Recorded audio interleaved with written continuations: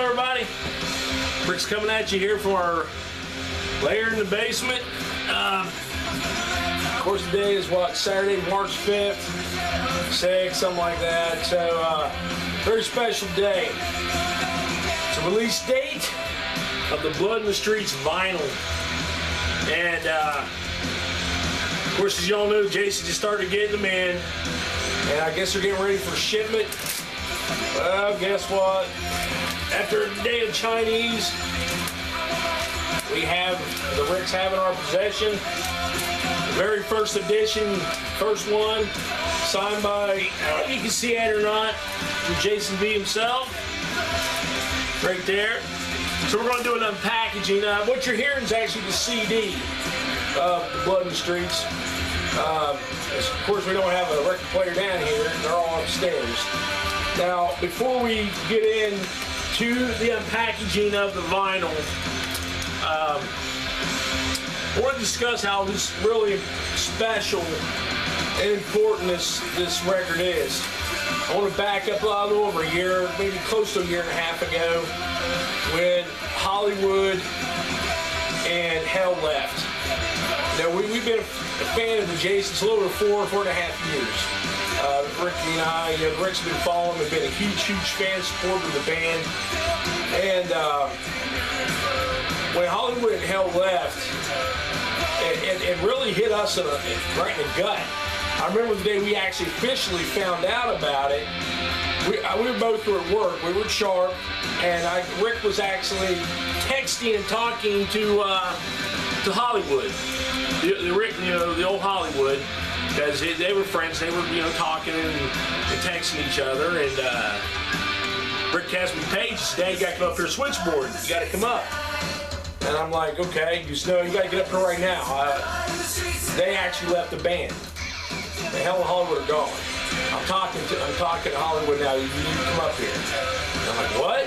I mean, it's just fucking 40, so I told my crew, I gotta leave. I'm back to still back from the switchboard. So I go up to the switchboard, and Ricky's talking, and he shows me the text and said, no, they left the band. There's no bullshit, they're gone. And I'm like, holy fuck, what happened? And of course, you think there was a big band blow up. And no, he confirmed, no, there was no bad feelings, no bad issues at all. Just they felt they had to move on. They weren't able to do the band thing. They drove extreme long hours from where their home, where they lived at, to where they had to go up and meet for practice and do what they had to do as a band. It was a very strenuous, stressful event for Hollywood and Hell. So they had to leave. They left the band. And immediately you're thinking, what's going to happen? They're done. Is this the end of the Jasons? And we were like floored. And I'm actually up there where we're fucking crying. We're up there at switchboard, and people are walking by, and I'm like fucking like, shit, are they over with? And because I knew the band's best was yet to come. Get Fucked was a classic album, man, and all this, Stalking / Summer, okay, not their best piece, but it was pretty good. It was original Jason's work. I mean, we loved them all. We loved all that shit. And to see that the end was over, we thought the very good possibility that it was the end of the Jasons. And know that the best shit is a good possibility we may not ever see it. Their best material yet to come. Well, a few days later, I actually talked to V, and we were hanging out talking. He explained what happened, so there was no bad feelings, no issues. It was just no longer convenient for the original Hollywood Hell to go on. So they got new members. They got a new Hollywood, a new Hell, and you always got that doubt in the back of your mind when you replace members. Can they go on? Is it still going to be able to work? Is it going to have the same chemistry or even better? I mean, it's really a roll of the fucking dice to see if you're going to be able to pull this off. And it's a 50-50 shot. And the Jasons proved more they can pull it off. This is why I say they are not just your average punk rock and roll band. Adversity can make or break, not only us as individuals, but as bands. Challenges, daily, everyday challenges. And to lose two very important members and to know that you can come back and build it better and stronger and come back with your best fucking album, which they did with Blood in the Streets. Now, when they started letting to work with this, when they brought the new Hell in Hollywood in, we actually saw one of their very first performance with the new Hollywood in Hell, and it was at I think the Halloween show. Not 2019, but 2018, I think. Yeah, it was 2018. They brought the new Hell in Hollywood in. They played the Halloween show in Morgantown, and they fucking, the old classic Jason fans were there, and everyone had their doubts. And everyone was like, "What do you think?" There was a few of us like gathered in a circle. "What do you think?" He said, like, "No, it's better." I was sitting there like this. They sounded really good and tight. And they had just got their new members. They were just starting off. And I really liked the vibe and feel of the new additions. And then I think they did a couple more performances. And then the work on Blood in the Street started that winter of last year. And the Ricks were actually, some of you may know, we're actually going back. We did backups on 3 songs.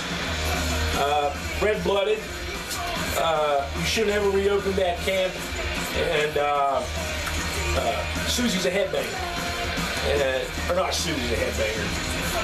JJ's a Headbanger, sorry. Ramones jumped in my head there for a minute. But we did helped do the backups on that. And, it's just a very special event to us to be brought in. And when we seen this record being made, and we actually went with V to the recording studio in Pittsburgh, where they were recording this album, and we actually saw and got to witness some of these early tracks being laid.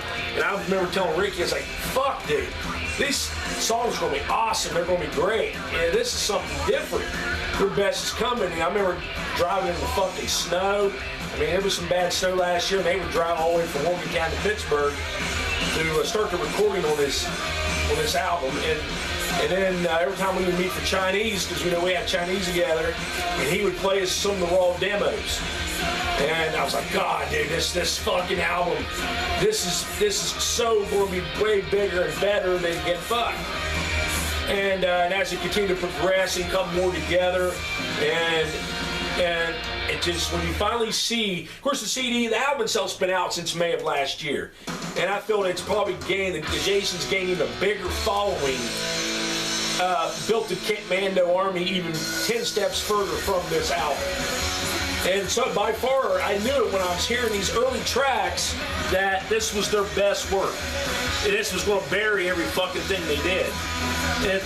They really went into their influences. You can feel 80s metal and rock influences with classic Ramones a little bit in there too. But I call this classic street rock. This is real street rock and roll, man.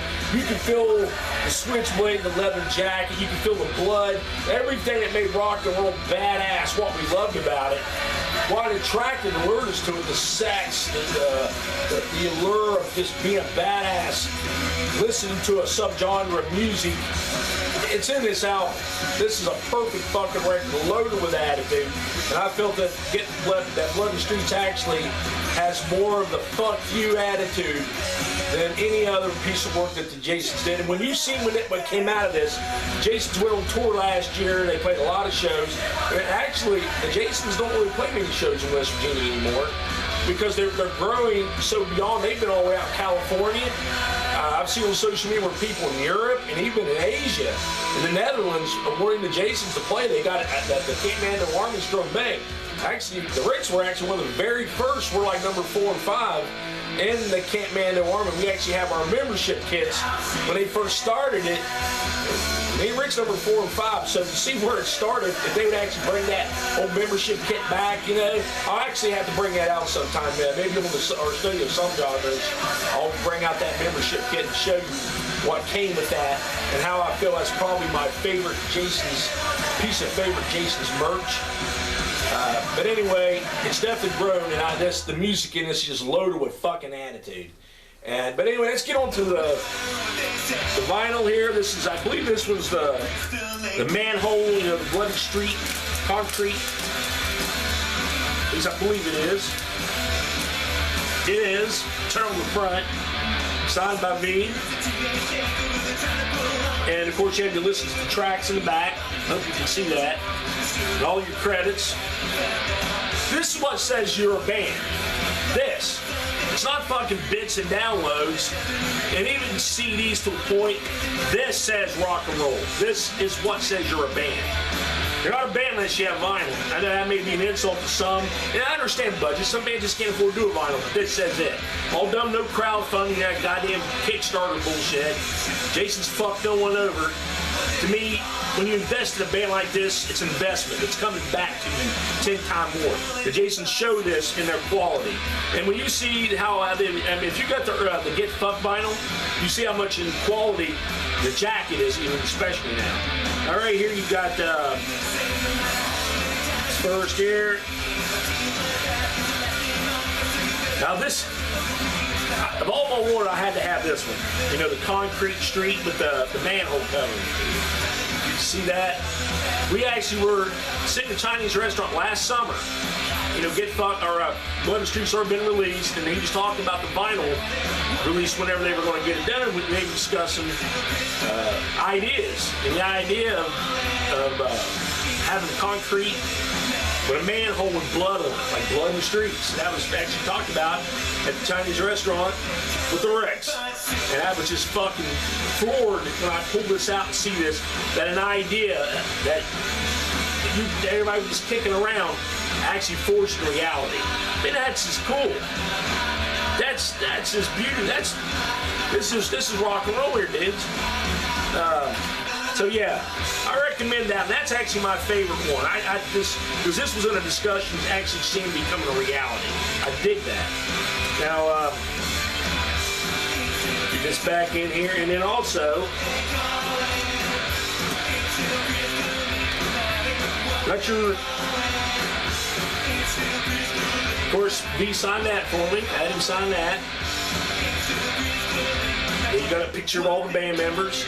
I love the Judge Dredd, man. This is kind of like one of the things me and V have such a tight relationship. I've been a Judge Dredd fan for over 20-some years. I didn't jump on the bandwagon because of the fucking movies, or even because of the Jasons. I've been reading Judge Dredd since 89, 90. And to see Judge Dredd being so put out there is just great that he promotes and actually reads it. And this is how me and him actually started talking, really came tight, because we just started, I go, do you really like Judge Dredd? I don't really like that comic book. You don't find one like 2018. And it's fuck yeah, and we just got talking about it. And of course there's Mike Fowler and Ghost Rider. He's a huge Dredd fan in 2018. And of course they have that, thing we just, with the Cursed Earth radio. You check that out. So check out Judge Dredd in 2018, man. That's just not promo shit with the shirt. That's the real deal right there. He loves Dredd.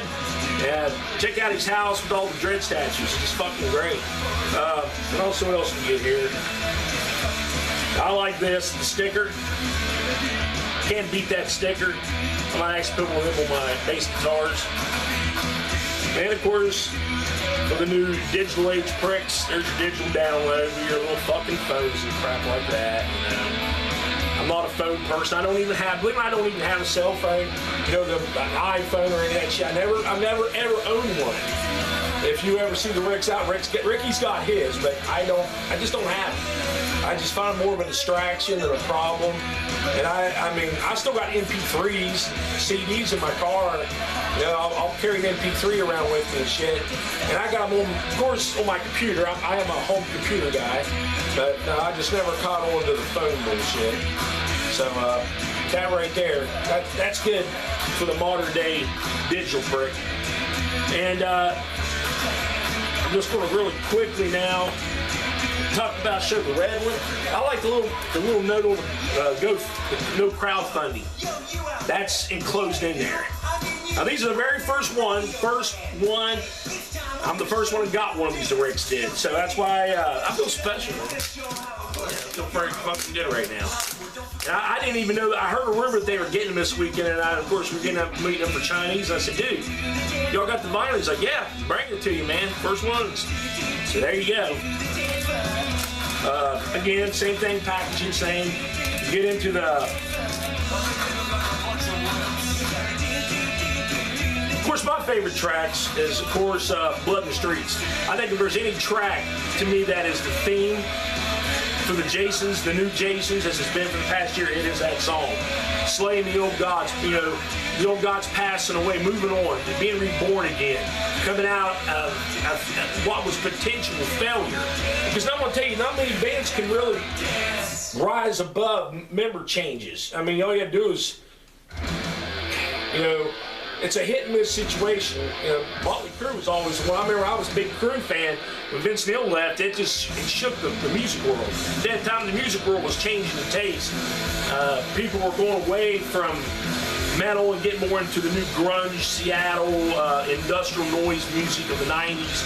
So when the Crue was splitting up, Vince left, and then he was gone doing his solo thing, it shook the traditional Motley Crue fans.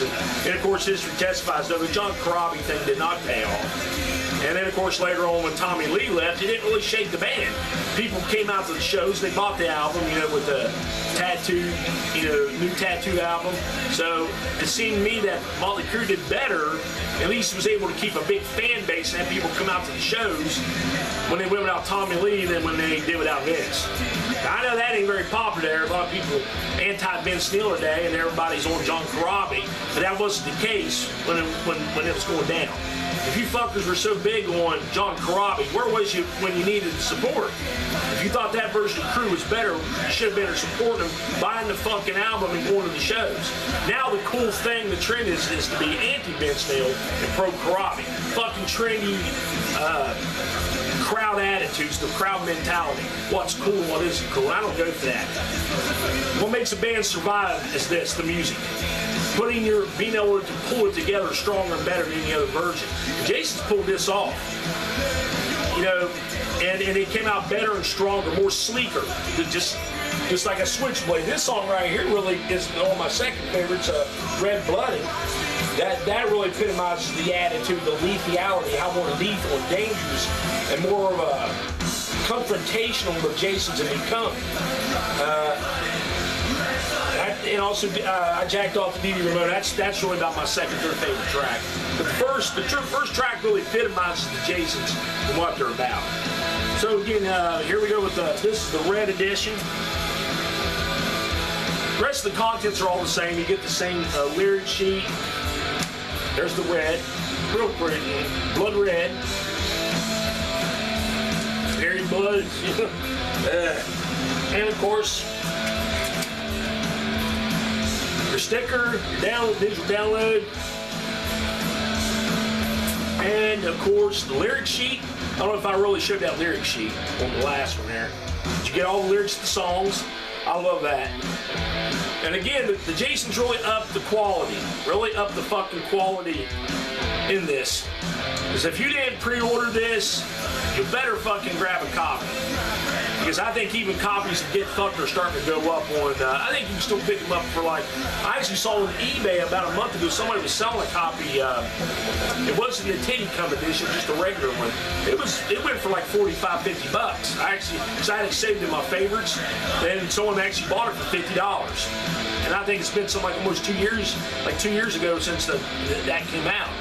And so in time, this is going to increase even more value. This is the first printings. Number one of the first printing right there of the red. And I love that, man. That's high quality. Fucking independent indie shit right there. Self-funded. If you don't even like this band, you better give them their goddamn respect for what they managed to pull off with this. This was their highest standard yet to date. They came out of adversity and loss. And even today, certain members are facing, personal crises and issues, as we all do, and they're rising above it, man. I think whatever they're going through, as even as personal individuals and as a band, it's going to make them even better and stronger for the new album, for new material, and even as individuals in any other projects they're going to do. I mean, I've seen 3D. His bass playing, he never was a bad bass player. Awesome bass player, but his skills have improved with Blood in the Streets. It brought it to another level. And the new Hell, holy fuck, man! If you can't see a difference, and you're fucking blind or you're not paying attention, I think the new Hell has brought the drumming quality to all new fucking